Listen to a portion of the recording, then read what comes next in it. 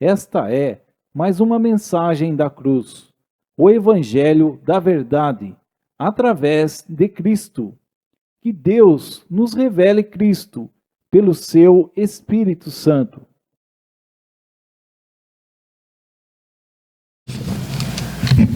Boa noite, igreja. Graça e paz a todos, amém? Vamos orar para que Deus tenha misericórdia de nós, né? Amém. Amado Deus, eterno Pai, Deus de amor, de graça e misericórdia. O meu clamor, Senhor, é que o Senhor tenha misericórdia da minha vida e da vida de cada um aqui, Pai. Que o Senhor tenha misericórdia da igreja, Pai. Que o Senhor possa falar aos nossos corações. Amém. Nos ajuda, Senhor. Ó Deus, nesse caminhar. Porque sem Ti nada somos, Pai. Sem Ti nada podemos, sem Ti nada fazemos. Necessitamos de Ti, precisamos de Ti, Pai. Obrigado por cada vida aqui essa noite. O Senhor conhece a necessidade de cada um, Pai. Porque o Senhor sonda os nossos corações. Fala conosco, Deus, em nome de Jesus. Nós oramos agradecidos, Pai. Amém. Que os irmãos possam abrir a palavra de Deus no livro de Salmos 127.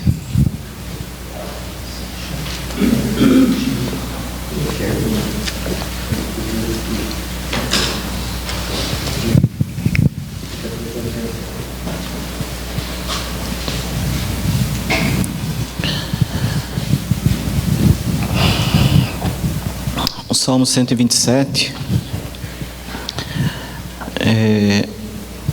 Deus deu a Salomão escrever, né? E é um salmo de romagem.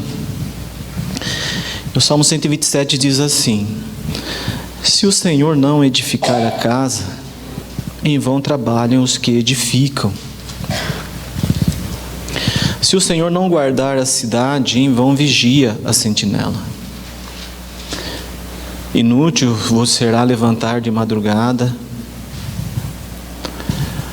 repousar tarde, comer o pão que penosamente granjeastes. Aos seus amados ele o dá enquanto dormem. Herança do Senhor são os filhos, o fruto do ventre, seu galardão. Até aqui. Que Deus tenha misericórdia de nós. Amém. Irmãos, a palavra de Deus é maravilhosa, porque nós vemos aqui que Deus tem falado aos nossos corações. Quando a palavra de Deus aqui é lida, né, o Sermão do Monte, maravilhoso. E quando nós lemos o Salmo 127, nós vamos ver aqui que a palavra do Senhor está dizendo: se o Senhor não edificar a casa, em vão trabalham os que a edificam. Né? Nós sabemos que Deus deu a Salomão construir o templo. Mas quando nós trazemos essa palavra para nós como pais, aí nós temos que olhar para dentro da nossa casa. Aí nós temos que olhar para a nossa família. O que nós temos feito? Qual que é a nossa posição dentro da nossa casa como pais? Falando para pais e para mães. O que nós temos passado para os nossos filhos? Se são coisas nossas, ou se nós temos dado a nossos filhos conhecer a esse Deus que nos deu a oportunidade de conhecê-lo. Porque nós percebemos hoje, irmãos, que o mundo está de mal a pior. Parece que o sistema está afunilando. E a cada instante que nós passamos aqui, nós percebemos que menos lugar nos resta. Não há lugar para nós aqui. E o que nos conforta é saber que nós somos peregrinos, estamos de passagem. E aguardamos a pátria celestial. Nós aguardamos o encontro com o Senhor, quando nós o veremos face a face. Isso nos conforta. Em saber que somos filhos de Deus, isso nos dá esperança. Mas no mundo não há esperança. Mas quando fala que se o Senhor não edificar a casa, em vão trabalham os que a edificam, aí nós trazemos para nós como pais e temos que observar dentro da nossa casa, todo instante, o que está acontecendo, o que está passando, o que nós passamos como exemplo para os nossos filhos, né? Porque no versículo 2 diz: inútil vos será levantar de madrugada e repousar tarde, comer o pão que penosamente granjeastes, aos seus amados ele o dá enquanto dormem. Então o Senhor está alertando aqui o seguinte: o que nós estamos fazendo com o nosso tempo em relação à palavra de Deus, no que diz respeito à nossa família, aos nossos filhos. Porque às vezes o trabalhar demais nos afasta da presença de Deus, nos afasta da palavra de Deus. E por isso há necessidade de nós ocuparmos um tempo maior para que dentro da nossa casa nós possamos compartilhar a palavra de Deus. Está falando aqui de uma dependência direta de Deus. Porque quando fala, aos seus amados ele o dá enquanto dormem, e se o Senhor não edificar a casa, em vão trabalham os que edificam, e se o Senhor não guardar a cidade, em vão vigia a sentinela. Está falando de uma dependência de Deus, onde eu, como pai de família, tenho que depender 100% do Senhor, para que eu possa ensinar para os meus filhos que eles devem depender unicamente do Senhor, e que em toda situação difícil que vier ocorrer na vida deles, Lucas, não dorme não, presta atenção, eles precisam depender 100% do Senhor. E nós temos observado aqui no meio nosso, que o Senhor tem agraciado pais e mães com filhos. Há poucos dias atrás foi a apresentação do Alípio, depois teve a Helena. Quem esteve aqui sábado pôde presenciar a alegria do Luiz Felipe, né? Da Bruna, que juntos ali, nós ali compartilhando de mais um ano de vida da Alice, o segundo aninho, né?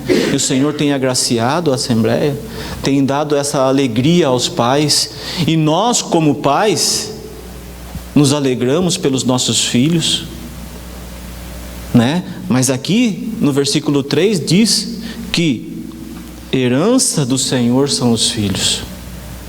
E aí nós vamos atentar para esse versículo. Por quê?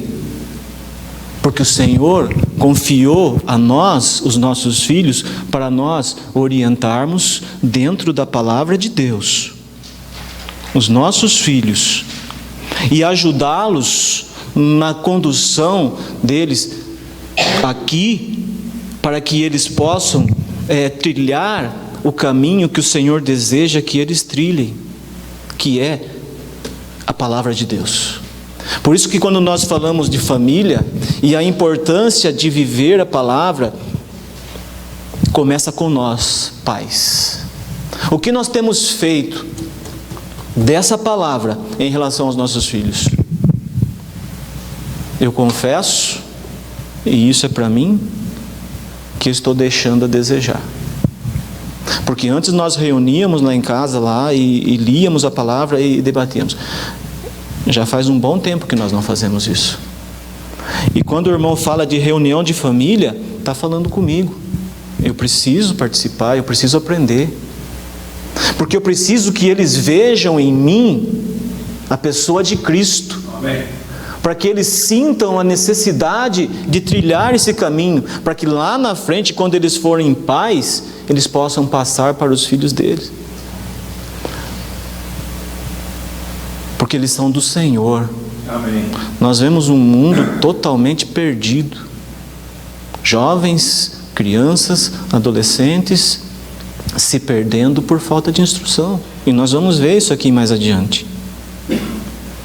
Porque as crianças, os filhos são herança do Senhor, para nós que somos filhos de Deus. Para o mundo não. O mundo cria filho para o mundo, mas nós não. Nós criamos filhos para Deus. Amém. O Senhor nos dá essa responsabilidade. E essa responsabilidade é grande. E nós vamos prestar conta diante de Deus do que nós fizemos com aquilo que Ele nos confiou. E por isso nós temos que aprender. Nós temos que observar a palavra de Deus. E se está dizendo que os filhos são herança do Senhor, então não são nossos, é do Senhor. Nós temos que cuidar para o Senhor. Nós temos a obrigação de cuidar deles para o Senhor, orientá-los no caminho.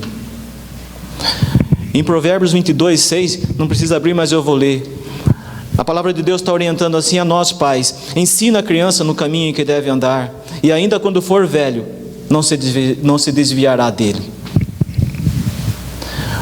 Então o Senhor está confiando a nós. Eu gostaria de ler em Mateus 25, e nós vamos fazer uma comparação para que nós possamos entender, irmãos, um pouquinho.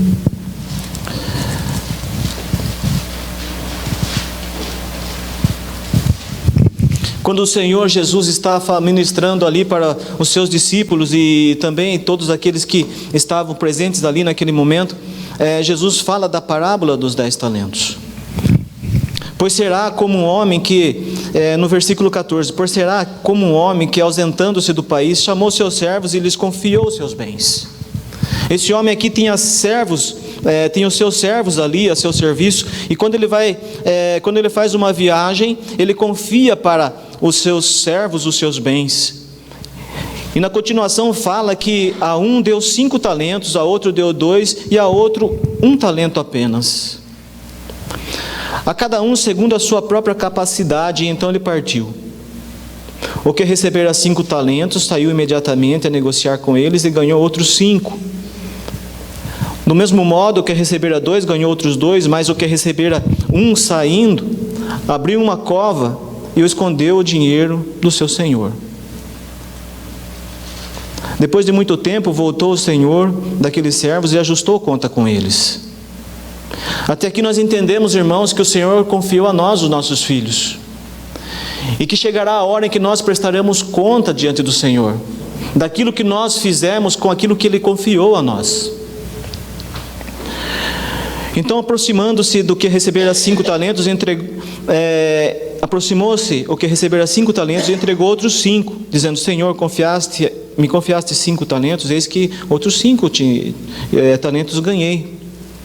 E disse o Senhor: muito bem, servo bom e fiel, foste fiel no pouco, sobre o muito te colocarei. E o mesmo para aquele que o Senhor deu 2 talentos, também ele investiu e devolveu mais 2. E o Senhor novamente diz: muito bem, servo bom e fiel, foste fiel no pouco, sobre o muito te colocarei. Entra no gozo do teu Senhor.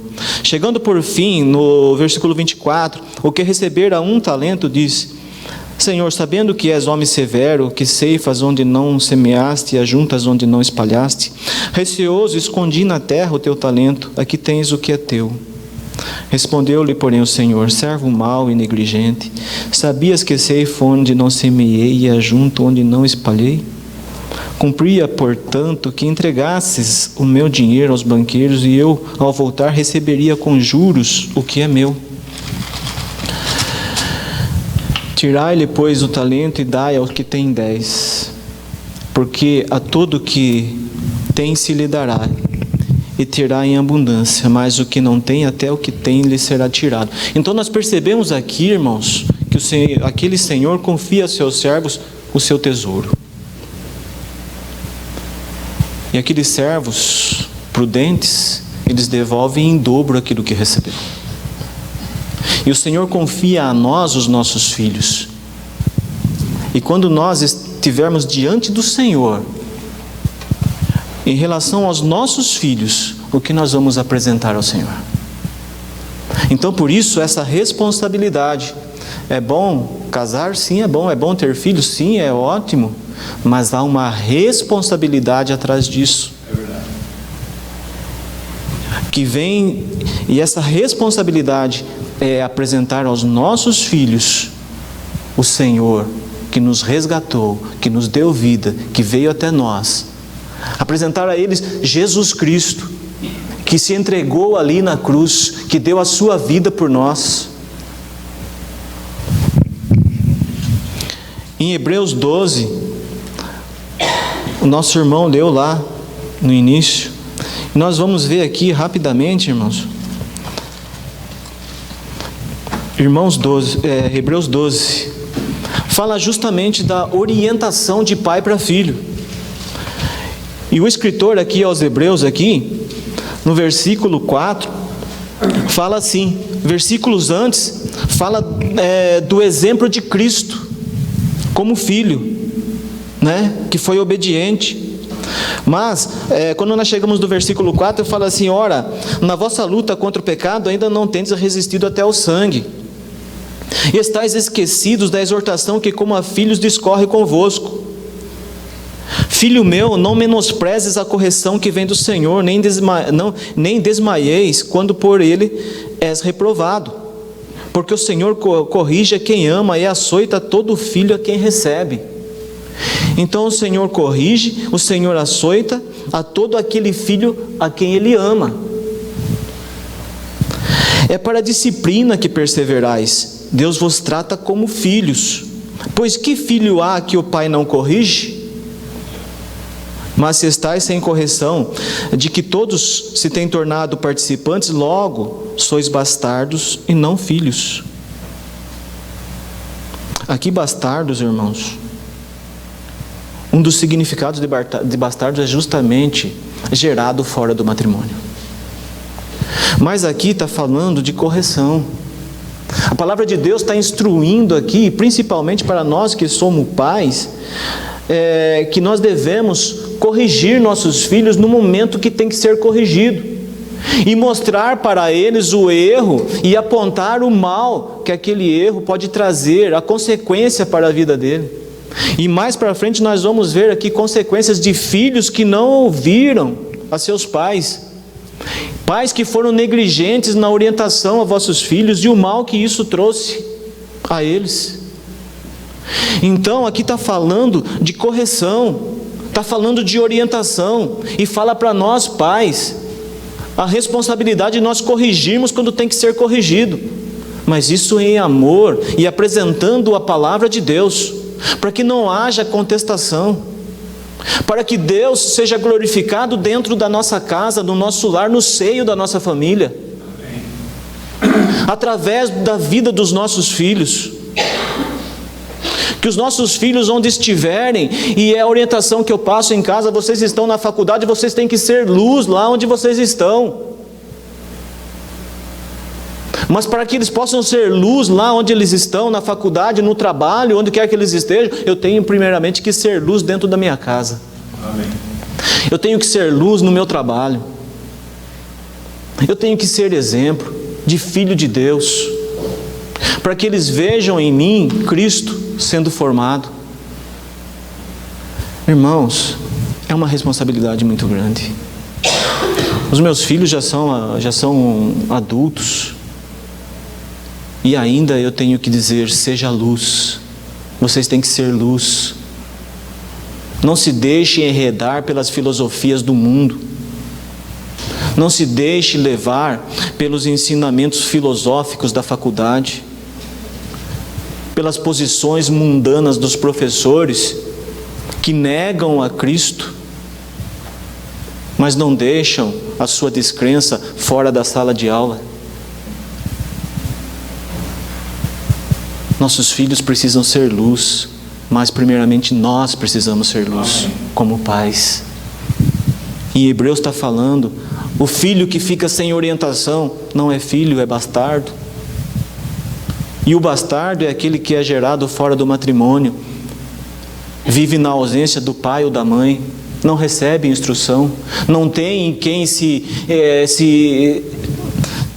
focar, crescem aleatoriamente, crescem segundo o curso do mundo.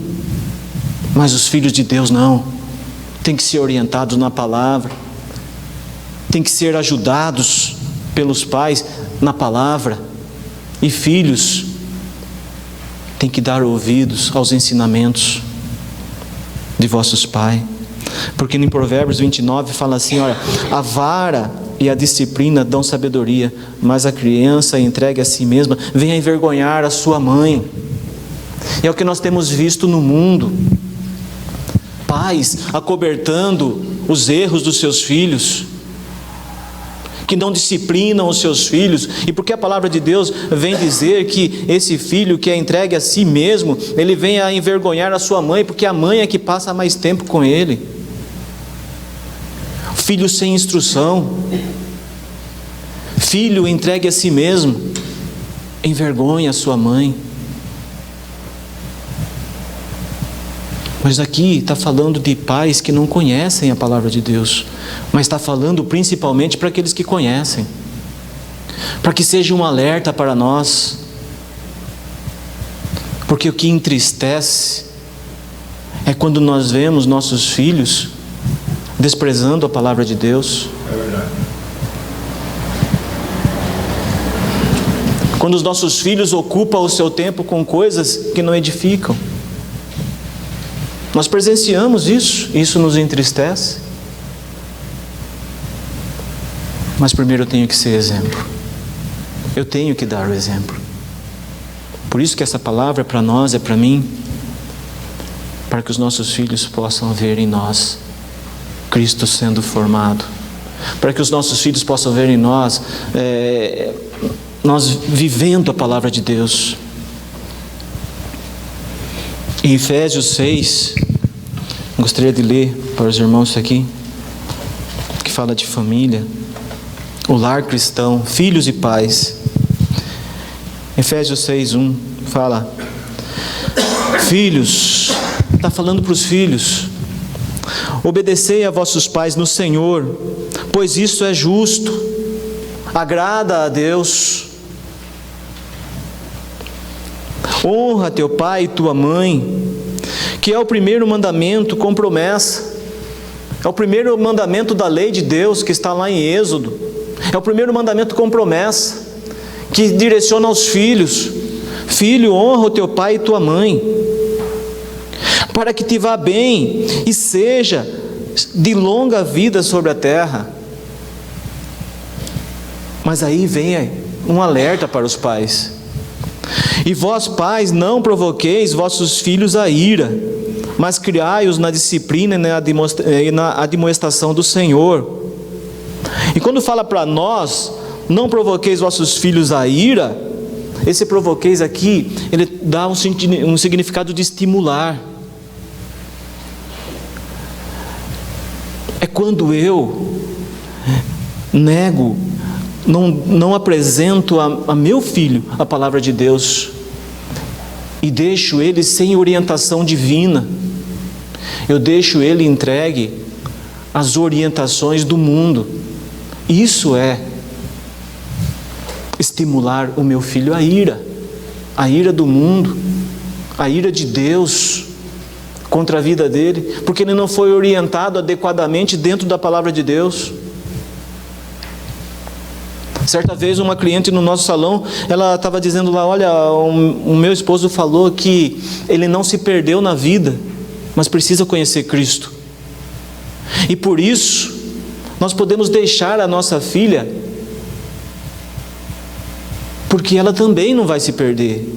Mas o conselho que eu dei àquela pessoa foi: olha, conversa com seu esposo. Porque quando nós não orientamos os nossos filhos dentro da nossa casa acerca da palavra de Deus e daquilo que o mundo oferece, quando nós deixamos eles sem orientação, pode ter certeza que o mundo vai abraçar o seu filho ou a sua filha. Disse ela depois que a ideia deles mudaram depois disso, graças a Deus. Mas nós vemos que assim, estimular os nossos filhos a ira é deixar de apresentar a eles a palavra de Deus, apresentar Cristo a eles. É deixar eles entregues a si mesmo. Mas como eu posso fazer isso?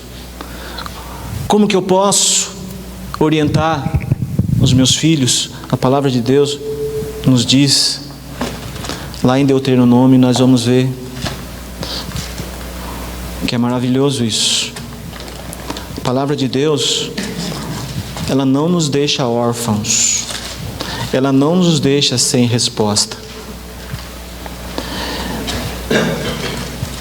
Deuteronômio 6 aqui. E essa palavra é para nós, pais. Naquele momento em que, Moisés ali, ele recebe do Senhor os mandamentos ali,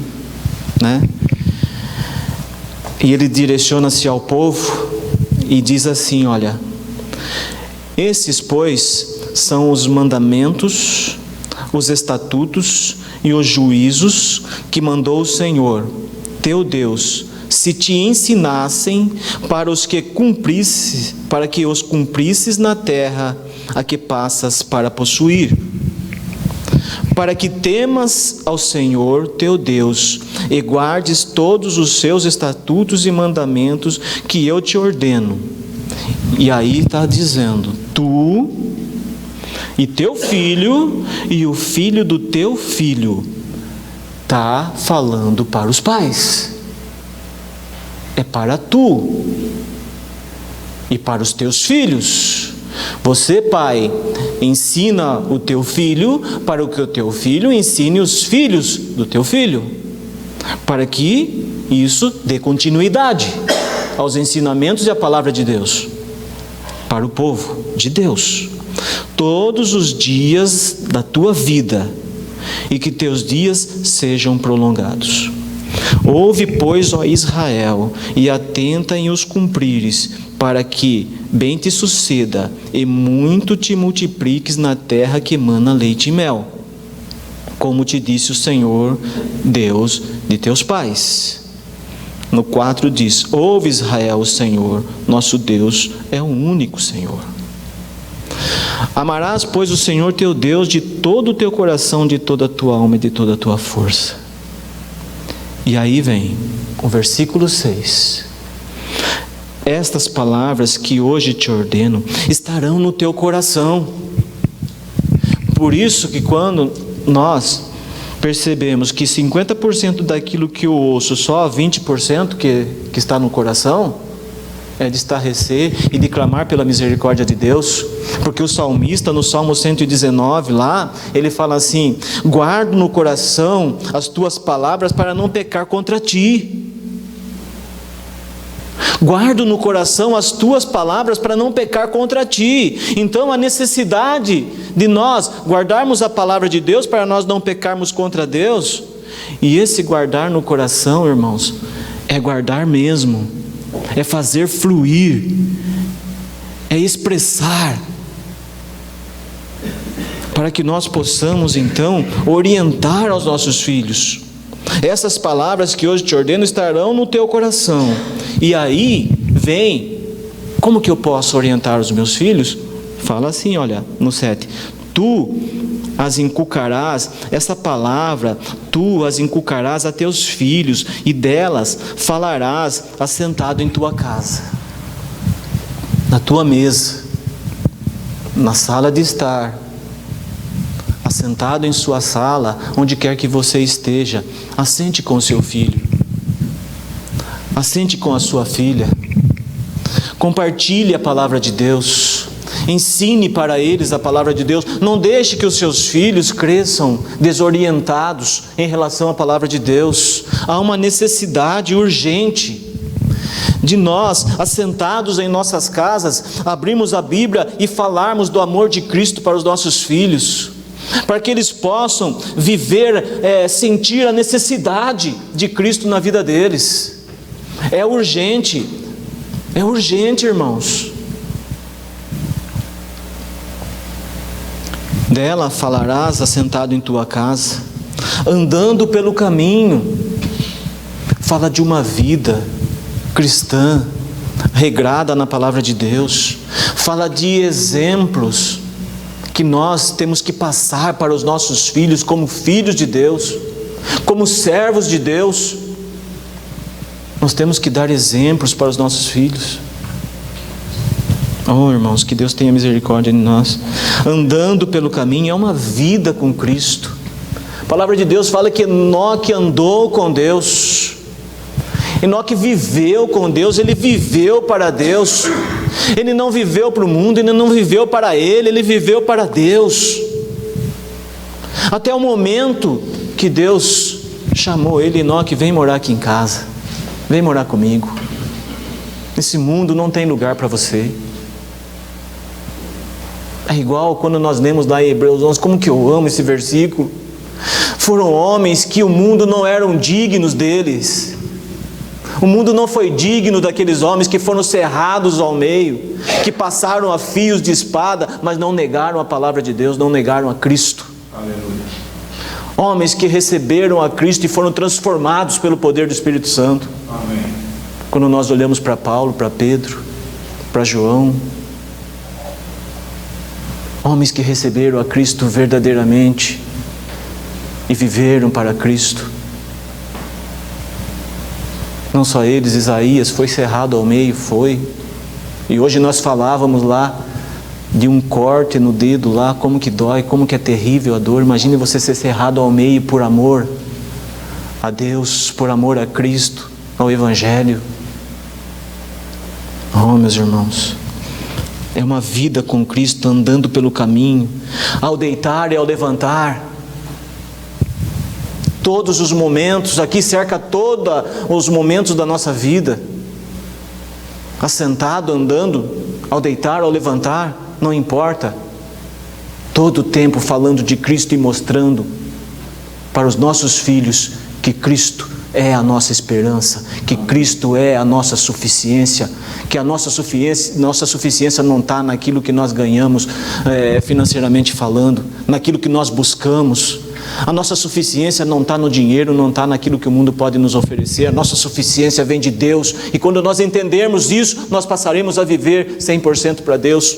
Amém. Porque o dia de amanhã não importa. Deus suprirá todas as nossas necessidades. Porque aos seus amados Ele dá enquanto dormem. Não que nós não devemos trabalhar. Sim, temos que trabalhar, sim. Mas nós devemos entender que o nosso trabalho é Deus que nos dá, é Deus que nos dá condição para nós trabalharmos. Amém.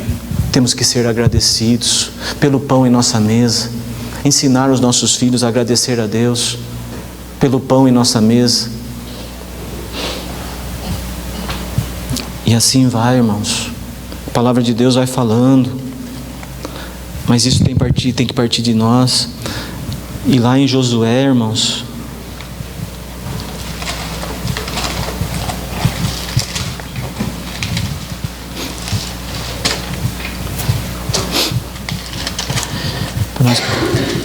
em Josué 24, aqui fala da posição do homem de Deus.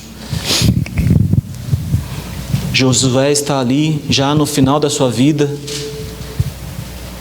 Ele chama os anciãos, pais de famílias, e lá no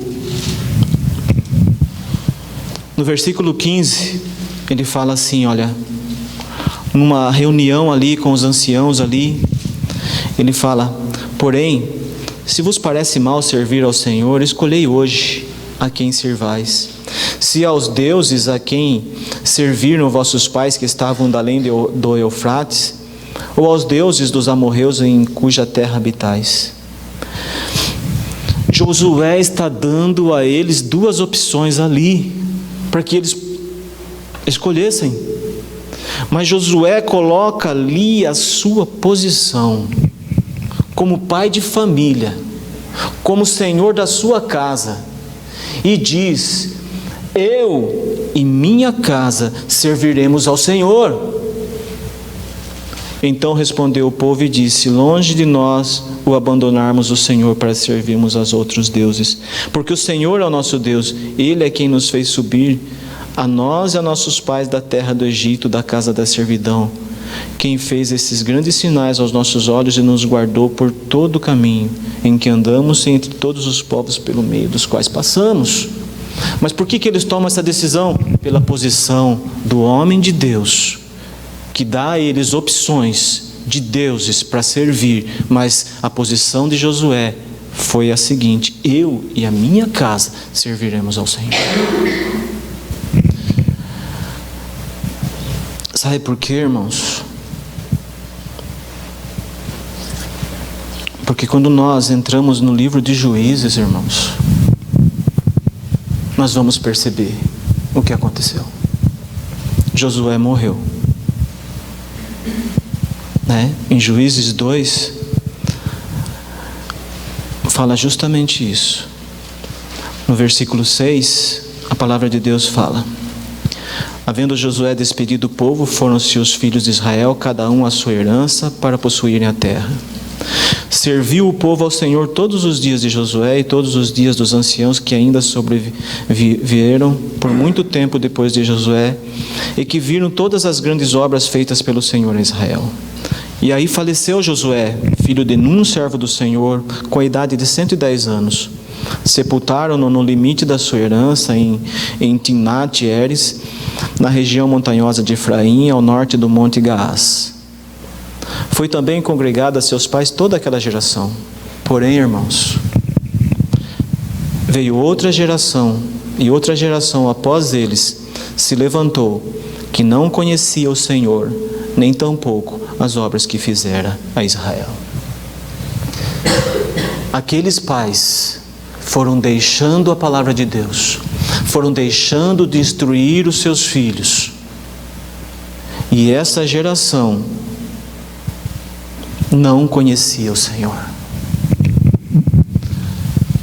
A maior tristeza do ser humano é a ausência de Deus. E nós percebemos isso, irmãos. O mundo está aí. As pessoas não têm esperança. A esperança das pessoas está no governo, que nada pode fazer. Mas nós temos esperança, porque nós conhecemos a Deus. Mas esse conhecer a Deus, ele tem que ser um conhecer onde eu posso, através da minha vida, expressar a vida de Cristo. Esse conhecer a Deus tem que ir além da minha fé simplesmente em que eu creio e pronto. Não, tem que ser ativo. E isso começa dentro da minha casa, com os meus filhos, ensinando-os na palavra de Deus, para que não venha acontecer o que aconteceu aqui. Mas graças a Deus que sempre há um remanescente, e em tudo há um propósito de Deus, e há um propósito de Deus para as nossas vidas, há um propósito de Deus para a vida dos nossos filhos, mas nós temos essa responsabilidade de orientá-los. Sabe por quê, irmãos? E agora nós entramos aqui num momento aqui que nós vamos ver quando falta orientação, falta correção, de que a palavra de Deus instrui ali em Hebreus 12, a correção no momento certo, quando tem que ser corrigido, quando Cristo tem que ser apresentado para os nossos filhos, para que eles possam entender que a vida do cristão, a própria palavra já diz, é vida de Cristo. A palavra de Deus fala de Eli, que era sacerdote do Senhor. Mas quando nós olhamos a vida dos filhos de Eli, é de estarrecer qualquer família. Eles eram sacerdotes. E a palavra de Deus fala que eles eram filhos de Belial, filhos do demônio. E isso está em 1 Samuel, irmãos. E fala que, aqui, 1 Samuel 2, eram, porém, os filhos de Eli, filhos de Belial, e não se importavam com o Senhor. Eli sabia disso? Sabia. Ele sabia disso. E eles profanavam as ofertas que eram oferecidas para o Senhor. Eles tomavam parte da oferta para si e pegavam o melhor da oferta para eles. No versículo 22 fala: era porém Eli já muito velho, e ouvia tudo quanto seus filhos faziam, a todo Israel e de como se deitavam com as mulheres que serviam à porta da tenda da congregação. Eles eram sacerdotes, mas eles não se importavam com o Senhor. E disse-lhes Eli: por que fazeis tais coisas? Pois de todo esse povo ouço constantemente falar do vosso mau procedimento. Não, filhos meus, porque não é boa a fama esta que ouço. Estais fazendo transgredir o povo do Senhor. Pecando o homem contra o próximo, Deus lhe será o árbitro. Pecando, porém, contra o Senhor, quem intercederá por ele? Entretanto, não ouviram a voz de seu pai, porque o Senhor os queria matar. Quando nós chegamos aqui no versículo 3, quando o Senhor já está falando com Samuel, quando o Senhor chama Samuel ali, Samuel não entende, mas Eli depois, tendo o discernimento de que era Deus que o chamava, Eli orienta, e o Senhor fala com Samuel no capítulo 3, do verso 10, e fala: olha, então veio o Senhor e ali esteve e chamou como das outras vezes: Samuel, Samuel. Esse respondeu: fala, porque o teu servo ouve. Disse o Senhor a Samuel: eis que vou fazer uma coisa em Israel, a qual todo o que ouvir lhe tinirão ambos os ouvidos. Naquele dia suscitarei contra Eli tudo quanto tenho falado com respeito à sua casa. Começarei e o cumprirei, porque já lhe disse que julgarei a sua casa para sempre pela iniquidade que ele bem conhecia. Porque seus filhos se fizeram execráveis e ele os não repreendeu. A responsabilidade do pai. Eli não repreendeu seus filhos. E depois nós sabemos o final de tudo isso, irmãos, que os seus filhos, quando os filisteus se levantaram contra Israel, Israel foi na batalha contra os filisteus então mataram 4.000 homens ali naquele momento. Eles não levaram a arca, mas então eles decidiram então buscar a arca em Siló e levar a arca para a batalha, pensando que Deus então ia dar a eles livramento. Mas quem ficou ali tomando conta da arca? Ofni e Finéias, os filhos de Eli. Mas Deus não guardou a Israel. Nesse segundo confronto foram 30.000 homens de Israel foram mortos pelos filisteus. De Deus não se zomba. Nós temos que orientar os nossos filhos a respeito disso. A palavra de Deus se obedece, não se questiona, não se zomba de Deus, não se escarnece de Deus, porque Deus é santo, Deus é santo, Deus é santo. Eles acharam que levando a arca no combate contra os filisteus, Deus ia dar livramento para eles. Não. Sem a arca foram 4.000, com a arca foram 30.000. E os filhos de Eli foram executados ali. E quando Eli recebe a notícia de que os filhos morreram e de que a arca foi levada pelos filisteus, ele cai da cadeira que ele estava sentado e morre.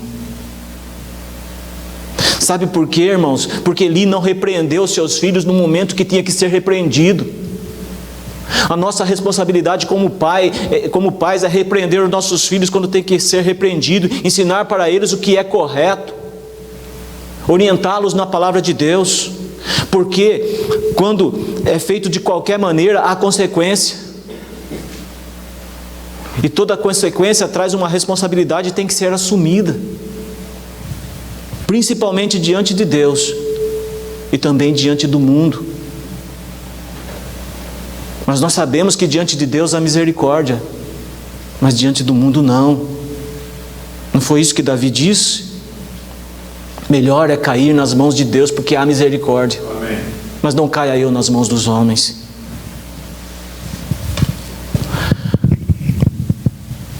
Samuel foi sacerdote,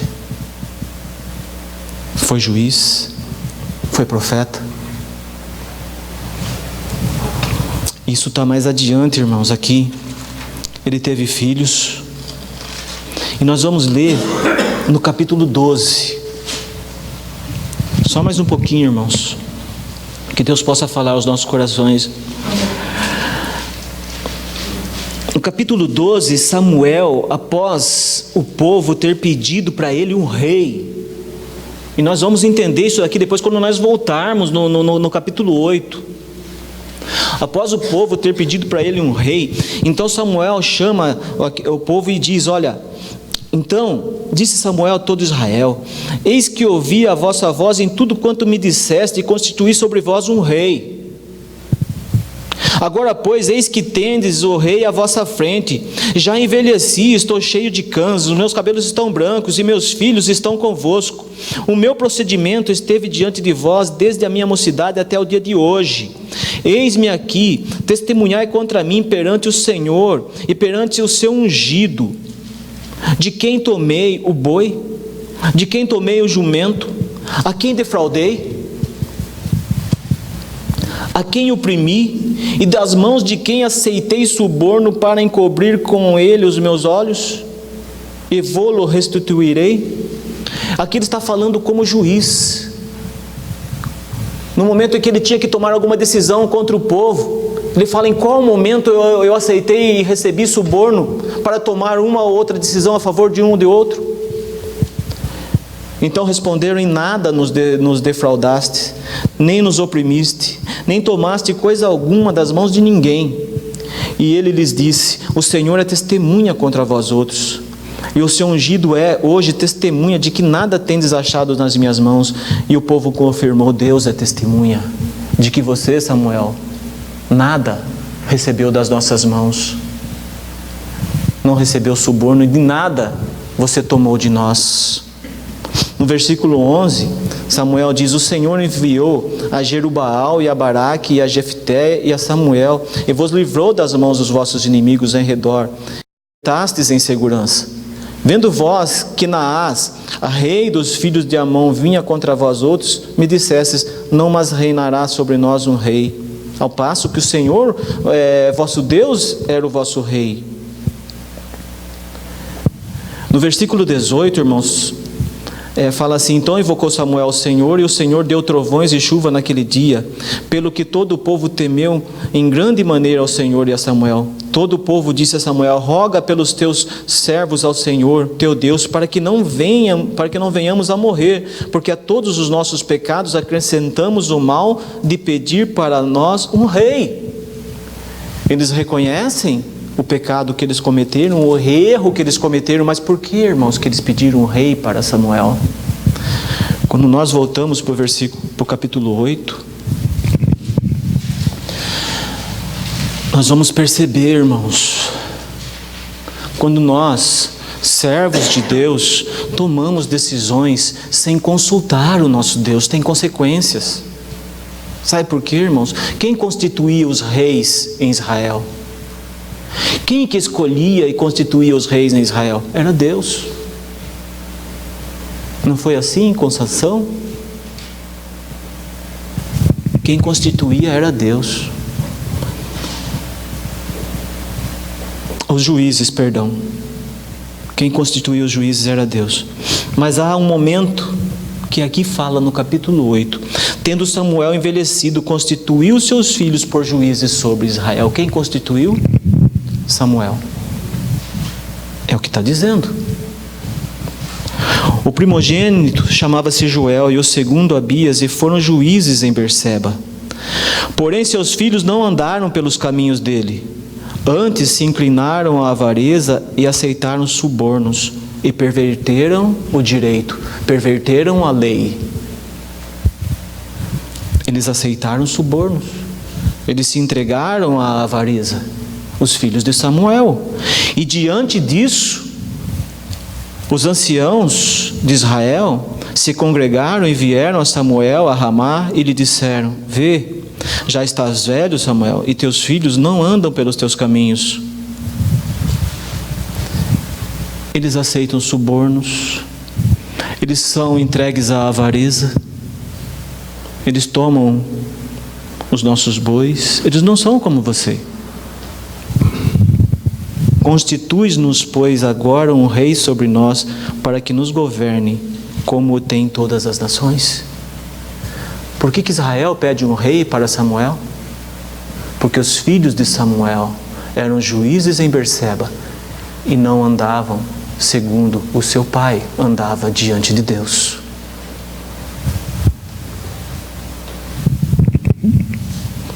Então, irmãos, nós temos uma grande responsabilidade dentro da nossa casa, com os nossos filhos.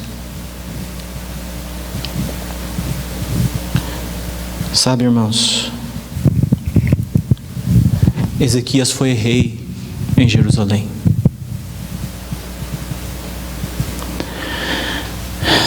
Ezequias foi rei e ele teve um filho. E nós sabemos, irmãos, que Ezequias, ele era filho de Acás. Acás foi um rei terrível.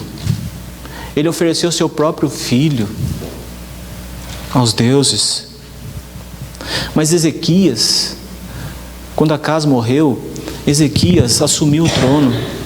Ele foi um rei que atentou para os ensinamentos, para a lei, para a palavra de Deus. Ele restabelece o templo. Ele restabelece o culto na casa do Senhor. Ele tira fora todos os ídolos que o seu pai havia implantado lá. Todos os postes. Ele tira tudo fora. Ele restabelece a ordem dentro do templo. Mas há um momento na vida de Ezequias que ele deixa de confiar em Deus. E ele faz aliança com o Egito. Ele faz aliança com o Egito porque ele estava sendo ameaçado pelos assírios. Os assírios já haviam tomado as cidades fortificadas de Jerusalém. A próxima cidade seria Jerusalém. Há uma aliança com o Egito. E Deus não se agrada com isso. Quando nós lemos lá em Isaías, Deus vai falar a respeito dessa aliança. Isaías 30. É justamente isso, irmão. Ezequias fica doente. Deus dá vitória sobre os assírios, né? E nós vamos perceber no capítulo 19 que todas as cidades que os assírios invadiram, tudo aquilo que Senaqueribe fez, estava tudo sob o controle de Deus. Deus estava sob o controle de tudo. Não havia necessidade de fazer uma aliança com o Egito. Trouxe dificuldade para Ezequias. Não havia necessidade de Abraão descer para o Egito quando houve fome na terra. Trouxe dificuldades para ele. O Egito não é lugar do povo de Deus. O Egito prometeu dar respaldo para Ezequias. Nós sabemos na história que não houve o cumprimento dessa palavra dos egípcios. Mas Deus deu vitória para Israel. O anjo do Senhor derrotou todo o exército dos assírios. E Senaqueribe teve que voltar para a sua terra, e lá ele foi morto também, porque ele afrontou o Deus dos exércitos. Mas aqui nós estamos falando, irmãos, da responsabilidade nossa como pai diante dos nossos filhos, da nossa responsabilidade, da nossa vida na presença de Deus, que nós temos que passar para os nossos filhos, porque Ezequias ficou doente sim, e o profeta Isaías foi lá.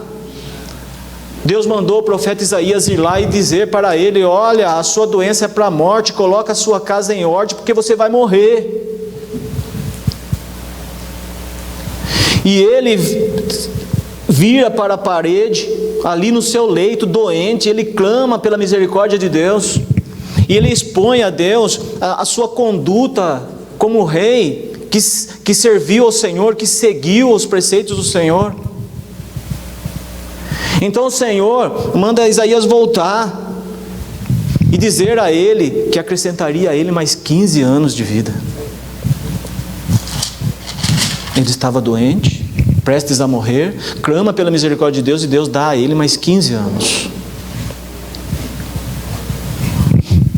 Mas só, irmãos, que após isso acontecer, a sua saúde ser restabelecida, a palavra de Deus vai dizer, vai mostrar para nós, aqui em 2 Reis 20, no versículo 12 aqui em diante, não precisa ler, mas Ezequias, ele abre as portas do reino, do castelo, da sua morada para os babilônios.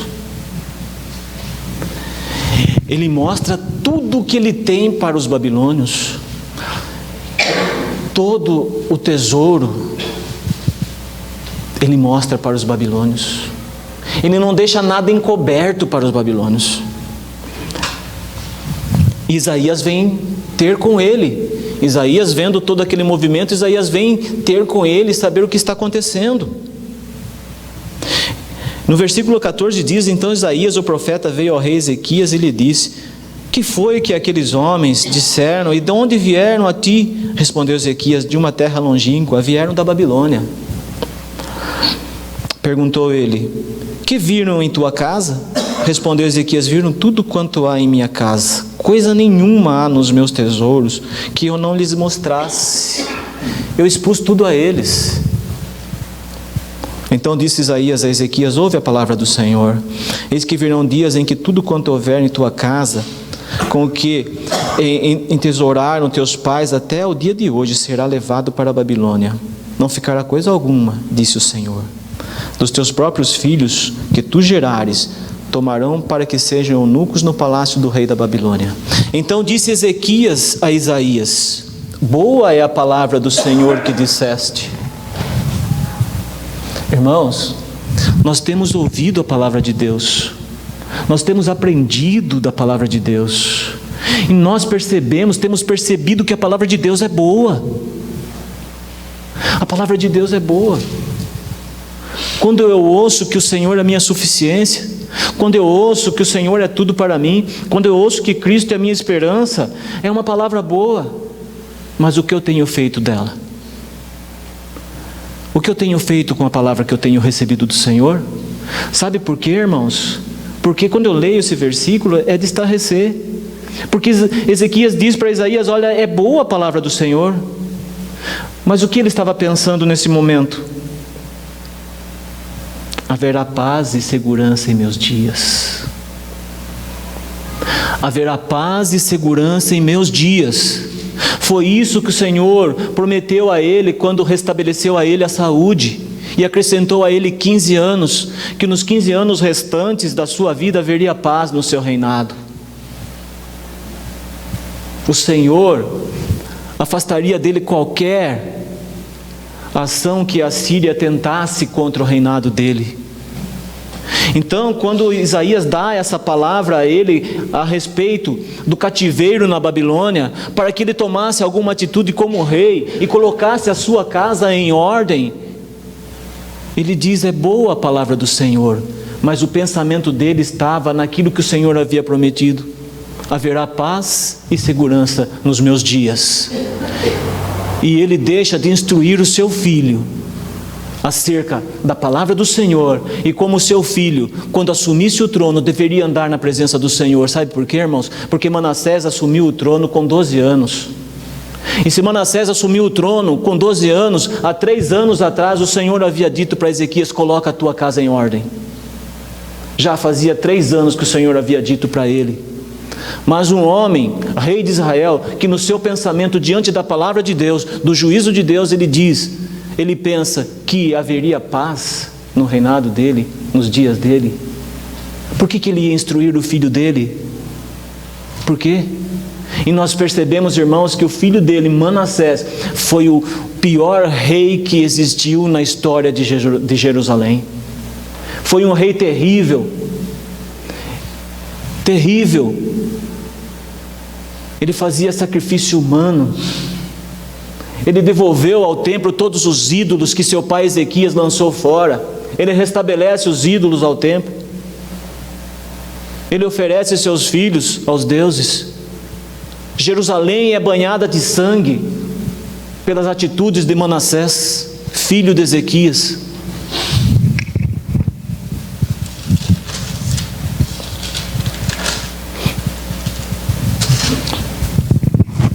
E é assim, irmãos.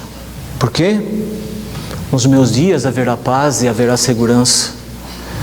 mas ele tinha um filho que precisava ser instruído acerca da palavra de Deus, acerca da lei do Senhor. Quando nós chegamos em 2 Reis 24, irmãos, a consequência. Nos dias de Joaquim, subiu Nabucodonosor, rei da Babilônia, contra ele, e ele por 3 anos ficou seu servo, então se rebelou contra ele. Enviou o Senhor contra Joaquim bandos de caldeus e bandos de sírios e de moabitas e dos filhos de Amon. Enviou-os contra Judá para os destruir, segundo a palavra que o Senhor falara pelos profetas seus servos. Com efeito, isso sucedeu a Judá por mandado do Senhor, que o removeu da sua presença por causa de todos os pecados cometidos por Manassés, filho de Ezequias, que não recebeu instrução, não foi instruído acerca do Deus de Israel, do Deus Todo-Poderoso. Em Jeremias, irmãos, em Jeremias 15,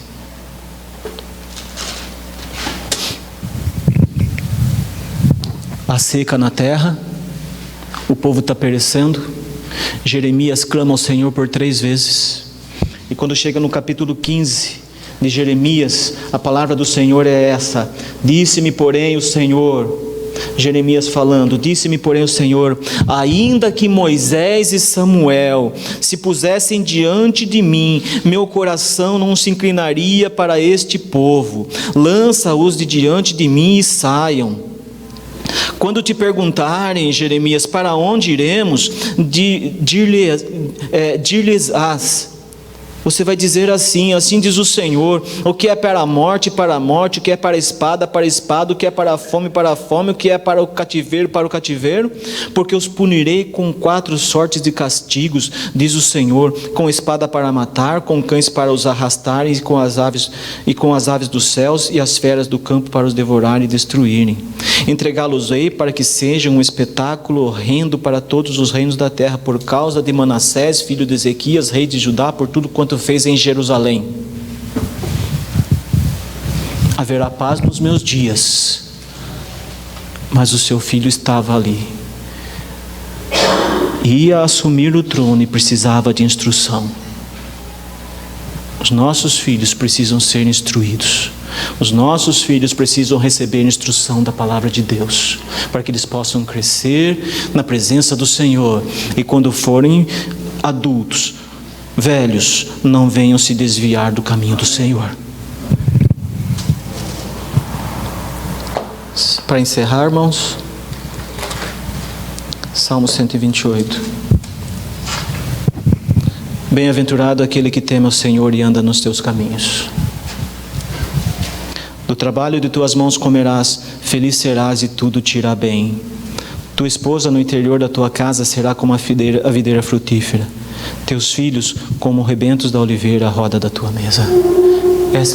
Essa é a casa de um homem de Deus. Amém. Que serve o Senhor e que não deixa faltar dentro da sua casa a palavra de Deus. Amém. Eis como será abençoado o homem que teme ao Senhor. O Senhor te abençoe desde Sião, para que veja a prosperidade de Jerusalém durante os dias da tua vida. Veja os filhos de teus filhos.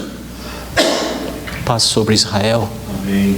Paz sobre a igreja. Amém. Que não nos falte, irmãos, a palavra de Deus na nossa vida, principalmente dentro da nossa casa, com os nossos filhos, instruindo na palavra do Senhor. Tem que instruir sim, tem que corrigir sim, tem que orientar sim, porque é assim que o Senhor faz conosco. Amém. Que somos filhos.